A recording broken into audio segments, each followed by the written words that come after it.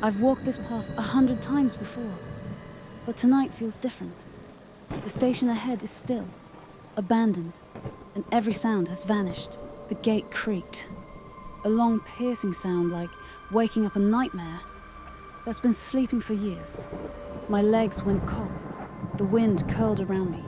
The platform was empty, but I could feel it watching me.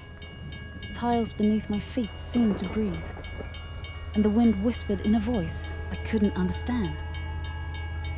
The train door opened with a hiss, and my heart started racing. I stepped in like entering a world that wasn't mine.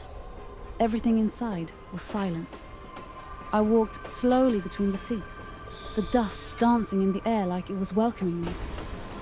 Every step felt watched, but no one was there. There was a seat that looked like someone had just left it, seconds ago. No one in sight, but the seat was speaking. I sat by the window, the rain drawing lines across the glass. I looked at my reflection, but his eyes blinked, and mine didn't. A shadow moved at the far end, slow and deliberate. The lights flickered. My body froze. I reached for my phone. No signal. The screen flickered, and the train's hum didn't feel mechanical anymore. It felt alive. I stood up suddenly, heart pounding in my ears. The shadow was closer now, its features unclear, but its presence overwhelming. The whole train breathed fear, and I was trapped in the middle. I started walking backwards, unable to look away from the front. Something was there. Whispers circled around me, yet no voice. I looked at the glass. A handprint. It wasn't there before, and still fresh, as if someone just touched it. My heart dropped.